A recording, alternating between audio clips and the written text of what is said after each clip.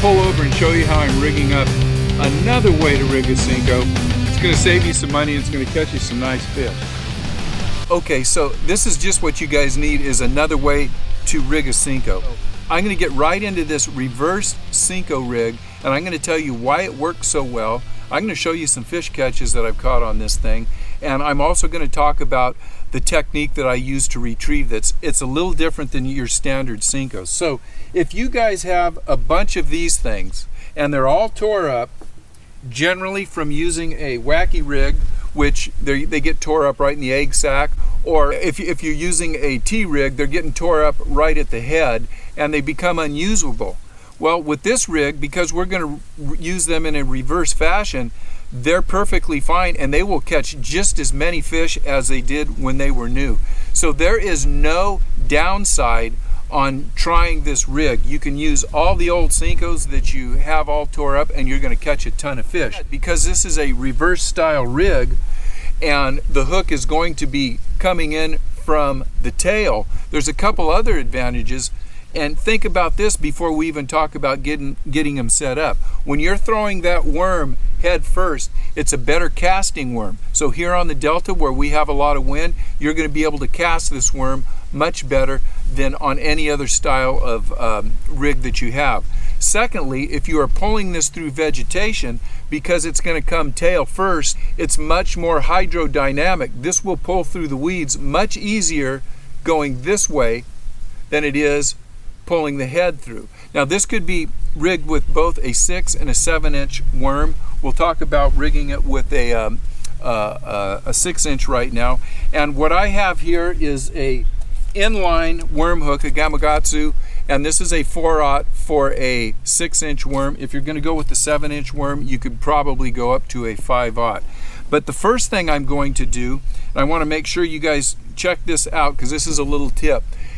I'm tying the hook on with a Palomar knot, and if you see my knot and the tag end of my knot, I leave that about 1/8 of an inch. That's going to help as a keeper for the worm because we're going to be threading this worm on up the line just a little bit. Now another thing that I would suggest doing, once you tie your knot, take a little dab of Gorilla Glue and you can hit the knot, but hit this keeper, the tag end of it. And what the Gorilla Glue does is it really stiffens up this part of it right here. I hope you guys can see that. It stiffens it up and it acts as a barb to help hold the worm on. This is the standard rig that I'm using. We will start tail first and we're going to thread the tail of the worm on up through the hook up to about halfway to the bend. That's the part that is going to go onto your line. So about there we will pull the hook through the point and we'll just simply thread this on all the way up over the bend of the hook and onto the monofilament line. Let me get that set up right now.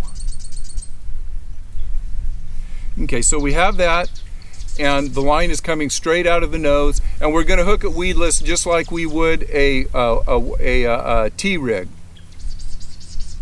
Making sure it's totally weedless. Now one thing that I didn't do, I didn't rough this worm up. I always like to rough them up and get the salt out of them and get the shine off of them. I've got my standard Velcro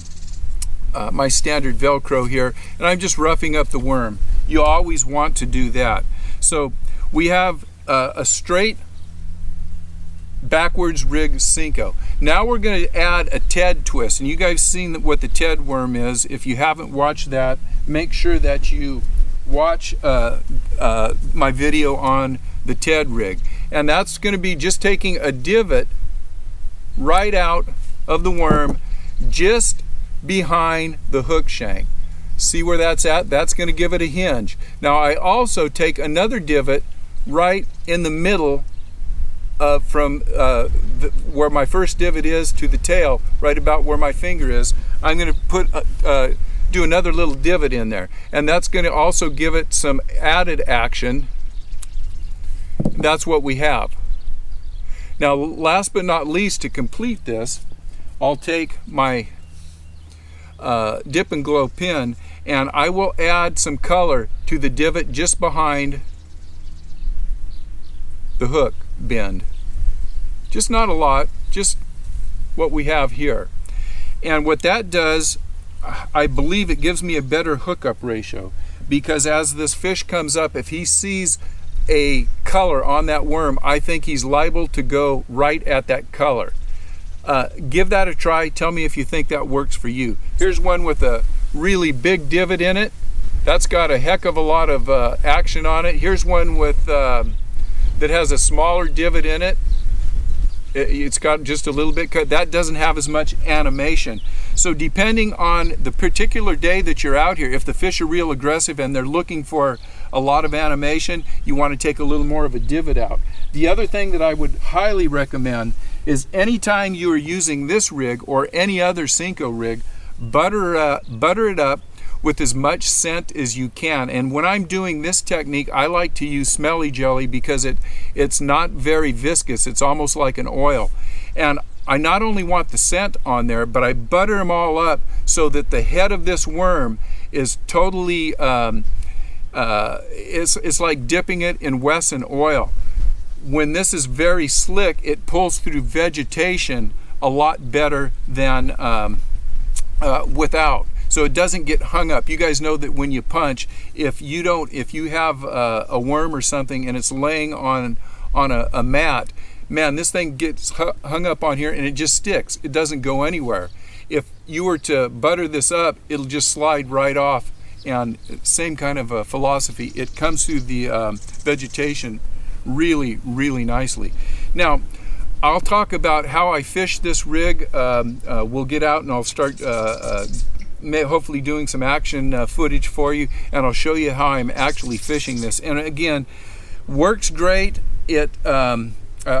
My standard way to throw this out is make a super long cast, and remember, it casts nicely because you're casting it from the backside, heavy side out. It throws a long way. If you are throwing it over anything like tule clumps or things, I really like throwing this through the tules. When you get this thing out over the tules, it comes through tules very nicely, because as it comes into the tules, it's always moving in the right direction. It's not going this way and then having to turn around through the tules. It's coming through the tules like this, landing, and when you're pulling it through the tules, it comes right through. So that's another advantage of this particular bait. But I like to throw it through tule clumps, and I also like to make a super long cast and then just really slowly pop it through vegetation. And let's get out and we'll start fishing. I'll show you exactly how I'm fishing this worm. And guys, you really got to try this. I can't wait to hear how you do. So let's go out and go fishing, and we'll see just how I fish that rig.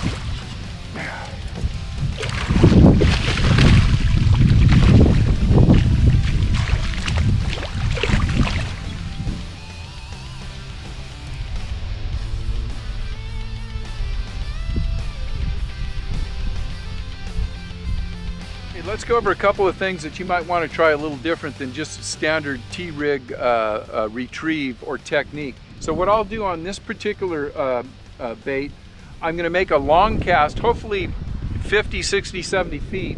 And as this bait drops on the water, I'm going to drop my rod tip, point it right at the bait, and engage my reel.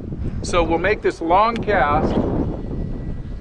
Bait hits the water, I drop my rod tip, and I point it right at the bait, so I have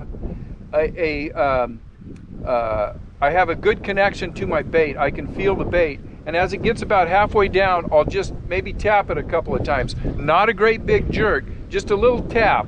And what that does is, as this bait is falling, it'll make it hop and jump, and a lot of times that'll trigger a bite.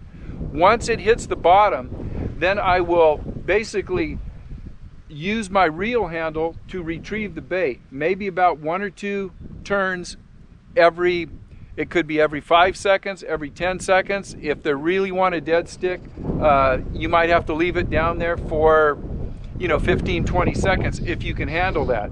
I'm out in a big clump of Elodea now, so you can see the tip of my rod. Now as it comes through, I got it hung up now. Now see how that rod is bending? I don't want to pop it through. I just want to take my reel and watch my rod tip. It just popped through there. And I don't pull it any farther because I want it to drop down into whatever, whatever it's come through. I want it to drop down as soon as it pops through. It's still in some of that stuff. Now watch the rod tip. Now it's loading up. It just pulled through. It's loading up. It just pulled through. I'm going to let it sit there. What I might do is give it a little twitch and just let it sit again. And then I'll reel just a little bit more and just continue all the way back in, doing that slow twitch, dead stick, every now and then, just a slight twitch. And if it gets hung up in the Elodea, I do not want to do this because you're pulling that away from the fish. The other thing that I'll do is make a nice long cast, and again, it's dropping down. I'll give it a twitch, but maybe I'll get it about halfway in, and maybe I've made a 60-foot cast, and I pulled it in 20 or 30 feet. Instead of just reeling in, I'll lift it up, and I'll give it a pop, and then I'll drop it again. So what I'm doing is pulling. Oh geez, that thing just hit it right when I said that. We'll pop this out here. I'll drop it down. I got my rod tip pointed at the bait so I have good contact. I'm popping it through. I'm popping it through.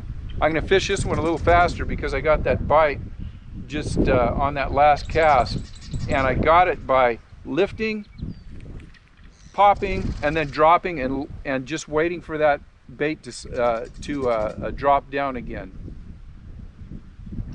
It's about down, and I'll just continue fishing it. But you see what I'm doing? Just a couple little techniques to give this worm a little different look than what you would be if you were fishing it on a T-rig.